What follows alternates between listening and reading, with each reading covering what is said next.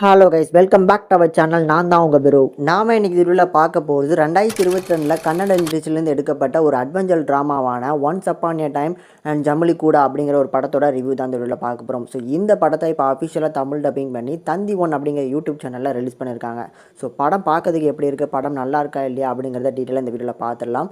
அதுக்கு முன்னால் இந்த படத்தோட கதை என்னங்கிறத லைட்டாக இங்கே ஃபஸ்ட்டு பார்த்துருவோம். படத்தோட ஸ்டார்டிங்லேயே சுக்கி அப்படிங்கிற ஒரு பொண்ணை காட்டுறாங்க. ஸோ இந்த பொண்ணு வந்து காரில் போய்கிட்டே இருக்கும்போது நீங்கள் எல்லாருமே வந்து ட்ராவல் பண்ணியிருப்பீங்க கண்டிப்பாக.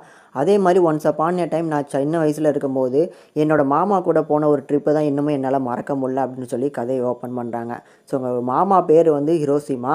ஸோ ஹிரோஷிமா வந்து இந்த சுக்கிங்கிற பொண்ணை கூட்டிகிட்டு ஜமாலி மலையை பார்க்க போயிட்டு ட்ராவல் பண்ணிகிட்டு இருக்காங்க. ஸோ போகிற வழியிலே சுக்கிங்கிற பொண்ணு உங்கள் மேலே ரொம்ப கெட்ட நாத்தம் அடிக்கும் மாமா அப்படின்னு சொல்ல அங்கே ஒரு குளிக்க அந்த இடத்துல ஒரு கிளாஸ் நடக்குது. இப்படி ஒரு கட்டத்துக்கு மேலே ஒரு இடத்துல மீன் பிடிச்சிட்டு இருக்காங்க. ஸோ மீன் பிடிச்சிட்டு இருக்கும்போது போலீஸ் எல்லாமே சுற்று போடுறாங்க. கிட்டத்தட்ட ஒருத்தங்க ஸ்னைப்பர் வச்சுட்டு அவரை சுட பார்க்கறதுக்கே வெயிட் பண்ணிட்டு இருக்காங்க. ஆனால் சுட வேணாம், நான் வந்து பேசி கன்வின்ஸ் பண்ணிக்கலாம், அவள் பக்கத்தில் ஒரு குழந்தை இருக்குது அப்படின்னு சொல்லி அதுக்கப்புறம் தான் மைக்கில் அனௌன்ஸ் பண்ணுறாங்க. ஹிரோஷிமா உன்னை சுற்று போட்டுட்டோம், நீங்கள் வந்து எங்கேயுமே தப்பிச்சு போட முடியாது, அந்த பொண்ணை எங்ககிட்ட கொடுத்துரு அப்படின்னு போலீஸ்காரங்க எல்லாருமே சொல்கிறாங்க. இதுக்கப்புறம் தான் படத்தோட கதையே ஸ்டார்ட் ஆகுது. இந்த சுக்கிங்கிற பொண்ணு திருப்பி சொல்கிறாங்க, இந்த ஹிரோஷிமா அப்படிங்கிறவர் என்னோட சொந்த மாமா கிடையாது, ஆனால் பழகின கொஞ்ச நாளே எனக்கு மாமாவும் ஆகிட்டார். அவர் வந்து ஒரு மோஸ்ட் வாண்டட் கிரிமினல், ஜெயில் தண்டனை அனுபவிச்சுட்டு இருந்த ஒரு பேர்சன். அங்கேருந்து தப்பிச்சு வரும்போது ஒரு காரு சாவியோடு இருக்குது அப்படின்னு தெரிஞ்ச இவரும் இவரோட நண்பரும் சேர்ந்து அந்த கார்லேருந்து தப்பிச்சு வெளியே வராங்க. ஆனால் அந்த பொண்ணு அந்த காருக்குள்ளே இருக்காங்கிறது தெரியாமல் அந்த காரை எடுத்துகிட்டு வந்ததுக்கப்புறம் வழியில் தான் அந்த சுக்கிங்கிற பொண்ணை பார்க்குறாங்க. ஸோ இதுக்கப்புறம் என்ன ஆச்சு, போலீஸ் இவங்களை எதுக்காக தேடிட்டு வராங்க, சுக்கிங்கிற இந்த நபர் வந்து எதுக்காக இவரை மாமான்னு கூப்பிட்ற அளவுக்கு க்ளோஸ் ஆனாங்க. அண்ட் ஆல்சோ ஹிரோஷிமாவுக்கு ஒரு ஃப்ளாஷ்பேக் கதை இருக்குது, ஒரு லவ் ஸ்டோரி இருக்குது. அந்த கதையெல்லாம் கடைசி போய் அவர் எதுக்காக ஜெயில் தண்டனை அனுபவிக்க வந்தார் அப்படிங்கிறதுக்கான மீதி பதில் தான் இந்த படத்தோட மீதி கதைனே சொல்லலாம்.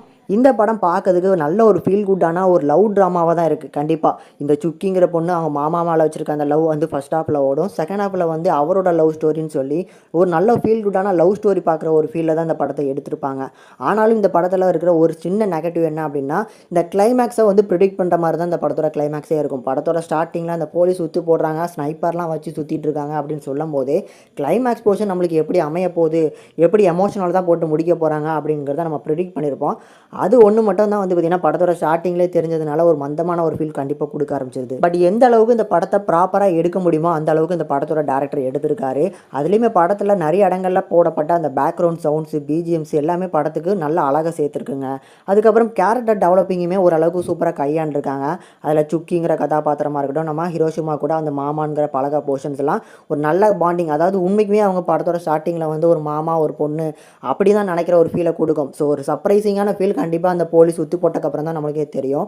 அதுக்கப்புறம் அவரோட லவ் ஸ்டோரி காட்டுவாங்க பார்த்தீங்களா, அந்த கேரக்டர் டெவலப்பிங்காக இருக்கட்டும், அந்த போர்ஷன்ஸில் வர பர்ஃபார்மன்ஸுமே ரெண்டு பேருமே சூப்பராக ஆன் ஸ்க்ரீனில் பண்ணியிருப்பாங்க.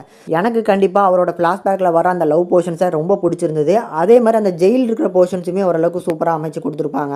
ஸோ இவரும் அவரோட ஹிரோஷிமா அப்படிங்கிற நபரும் எதுக்காக இந்த மாதிரி பேர் வச்சாங்க அப்படிங்கிற அந்த பேராக இருக்கட்டும், அதை தாண்டி வந்து இவரை கொலை வந்த ஒரு ஃப்ரெண்டு இவருக்கு ஃப்ரெண்டாக மாறுறது, அதெல்லாம் ஒரு நல்ல க்யூட் பாண்டிங்காக கண்டிப்பாக ஆன் ஸ்க்ரீனில் நல்லாவே இருந்துச்சு.